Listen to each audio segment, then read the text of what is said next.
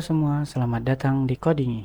Di channel ini kita akan membahas seputar aplikasi Flutter, Laravel, UI UX, API, dan project real yang bisa langsung kamu praktekkan.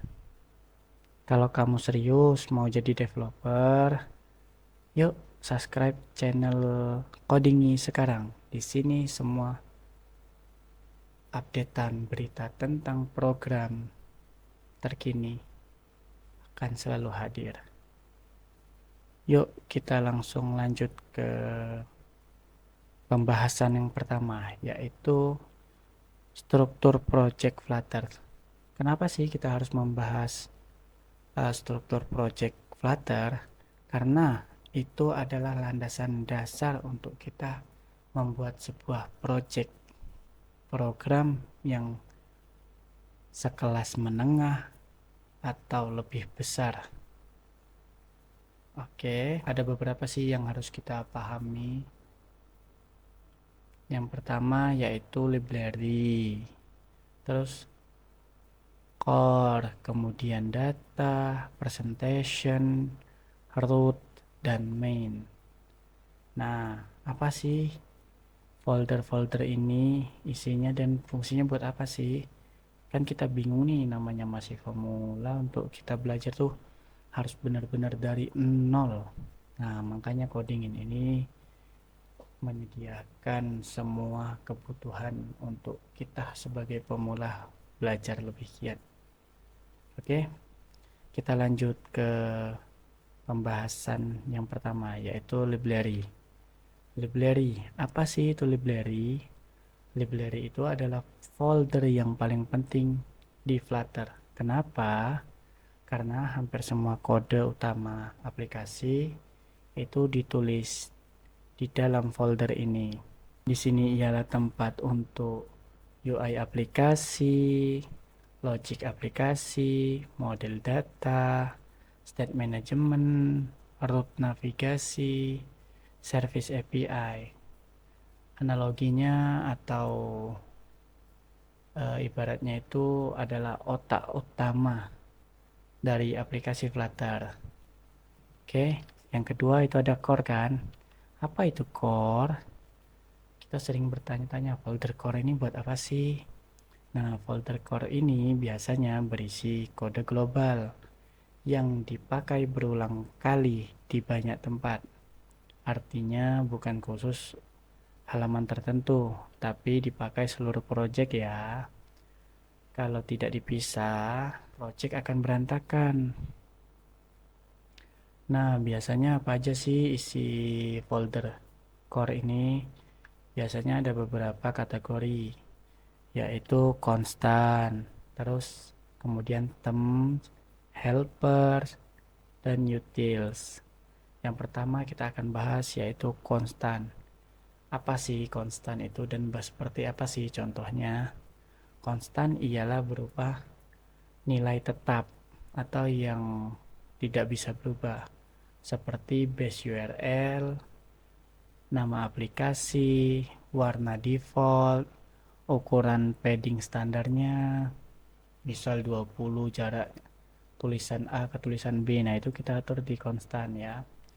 Contohnya seperti apa sih? Contohnya ini nih, kita buat model satu yaitu kelas, name-nya yaitu app konstan, buka kurung kurawal, kemudian static, cons, base URL. Ini yang tak bilang tadi, tidak bisa berubah. Contoh saya kasih nih, http api.codingi.com. Itu adalah sebuah base URL yang akan sering kita gunakan dan tinggal kita panggil saat kita mengaplikasikannya. Kedua, nama aplikasinya apa sih? Contoh Codingi. Nah, itu kita jadi nggak perlu nulis setiap page itu secara berulang kali, yang ada menghabiskan resource atau tempat penyimpanan pada aplikasi kita ya. Yang kedua itu themes. Themes itu apa sih? Dan isinya apa aja sih?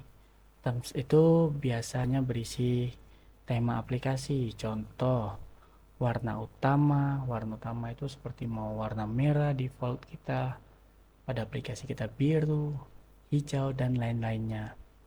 Kemudian font ini kan sering bingung kita mau font apa yang kita gunakan. Contoh sederhana, Poppins, Montserrat, terus Roboto. Nah, itu makanya kita atur di terms agar fontnya tidak berubah-ubah.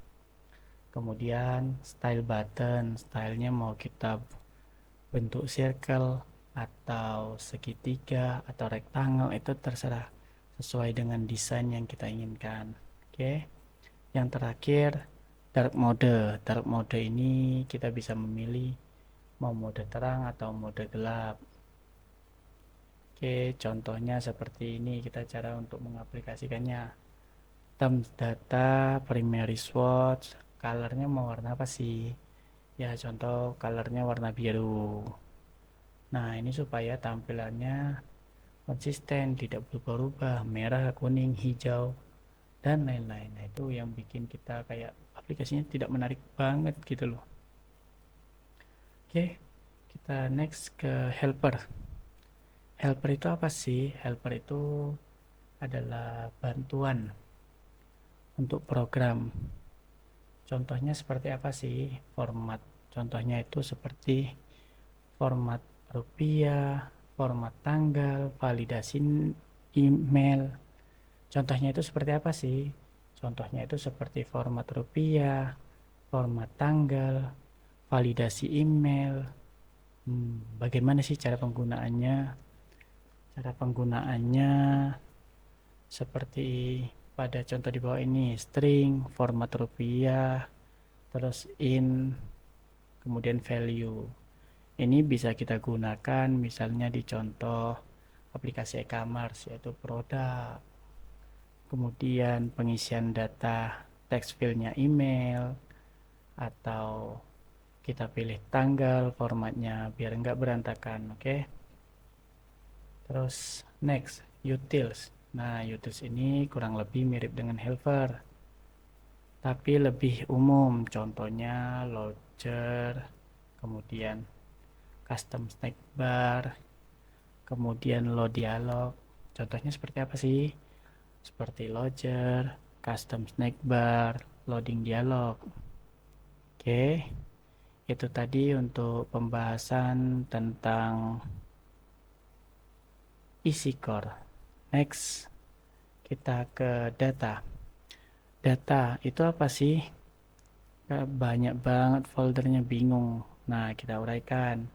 Data itu berupa berisi semua hal yang berhubungan dengan data, baik dari API, Laravel, atau lainnya. Biasanya berasal data itu dari API Laravel, local database, change, JSON file. Nah, itu semua data. Oke. Isi data itu seperti apa aja sih? Isi data itu terpecahkan menjadi 3 lagi, yaitu models, data source, repository. Oke, kita bahas dulu yang models ya. Models itu apa sih? Models itu ialah data yang misalnya API kirim untuk front end. Biasanya data itu berupa contoh sederhana name, email, kemudian font. Nah, cara menggunakan data itu gimana sih? Ini ada contoh, yaitu kelas, terus nama model model atau datanya apa sih? User model. Seperti biasa, buka kurung kurawal, kemudian string, string name, string email, terus in font. Itu untuk nilai yang berupa angka. Kalau string itu nilai yang berupa huruf. Oke. Next, data source. Apa sih data source itu? Data source itu adalah tempat mengambilnya data.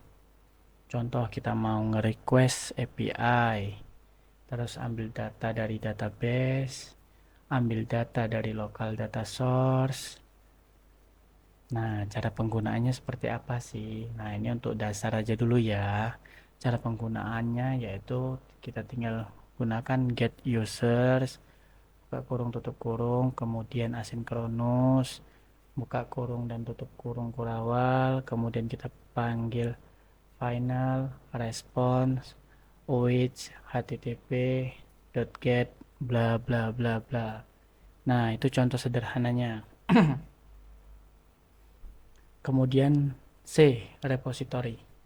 Apa sih repository itu? Repository adalah jembatan antara UI dan data source. UI tidak langsung panggil API. UI panggil repository, repository yang mengatur logic datanya. Ini adalah yang sangat penting dan krusial untuk kita menghubungkan antara API dan Flutter front sebagai front end. Oke, next kita lanjut ke folder keempat yaitu presentation. Apa sih presentation? Presentation itu ialah sebuah folder yang berisi semua data yang bisa dilihat oleh user.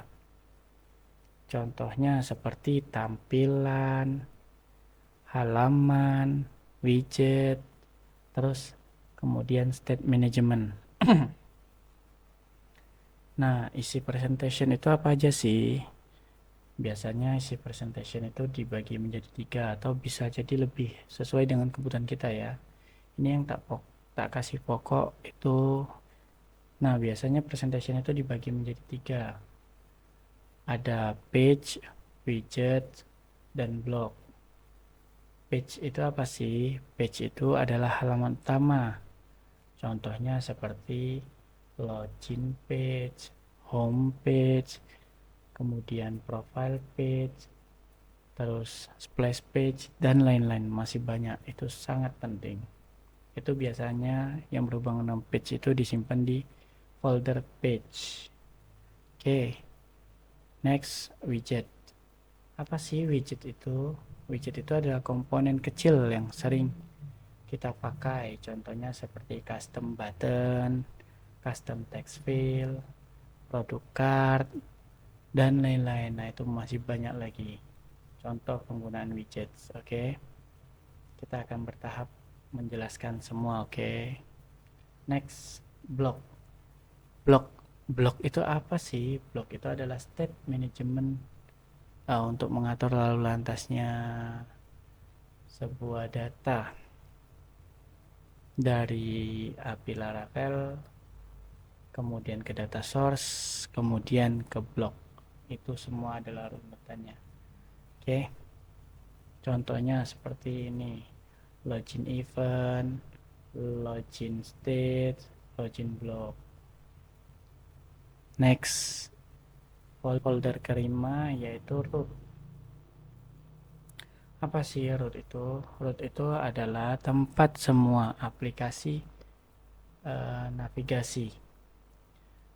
Contoh penulisannya itu sering kita ulangin di setiap page. Itu kan ribet banget. Makanya kita buat satu folder yang khusus untuk menangankan root atau menuju ke halaman berikutnya. Contoh seperti ini. Slash login menuju ke halaman login page. Terus slash home yang diarahkan menuju ke halaman homepage. Itu gunanya buat apa sih? Ya lebih gampangnya untuk kita maintenance nanti ke depan. Mana kita tahu skala ini bisa lebih besar, program yang kita bangun kan itu perlu maintenance. Kalau kita foldernya aja berantakan, kita bingung mau maintenance bagaimana. Itu kan? Terus yang keenam yaitu main.dart. Apa sih main.dart? Main.dart itu adalah file yang pertama kali dijalankan oleh Flutter. Nah, pada saat kita buka aplikasi, kemudian Flutter membaca, yang dibaca itu bukan login page dan lain-lain. Itu yang dibaca adalah main.dart. Itu diarahin kemana sih halaman utamanya? next video kita akan bahas ya cara prakteknya juga. Oke. Nah, ini ada analogi mudah nih yang perlu kita pahami. Folder itu ibaratkannya rumah, kemudian library itu kita ibaratkan rumah utama. Terus kemudian core itu kita ibaratkan dengan peralatan umum. Kemudian data itu kita ibaratkan gudang data atau gudang rumah kita ya. Kemudian presentation itu apa sih ya? Contoh presentation adalah ruang yang bisa dilihat oleh tamu, contoh ruang tamu, ruang santai, dan ruang lainnya. Itu contoh dari presentation. Kemudian contoh route itu apa sih? Route itu adalah peta jalan. Nah, contohnya seperti apa? Misalnya kita mau ke dapur nih, kita tinggal belok kanan atau lurus atau belok kiri. Nah, itu namanya route, untuk menavigasikan ke arah mana kita yang akan tuju. Oke, mungkin cukup sekian pembahasan tentang struktur project Flutter. Kalau kamu paham struktur project Flutter dari awal, nanti pada saat bikin aplikasi besar akan jauh lebih mudah. Terus coding asal letakkan file sembarangan itu nanti bingung maintenance ya. Yang ketiga, biasakan coding itu rapi dari sekarang. Oke, cukup sampai di sini pembahasan kita tentang struktur project Flutter. Jangan lupa like, comment, dan subscribe channel coding.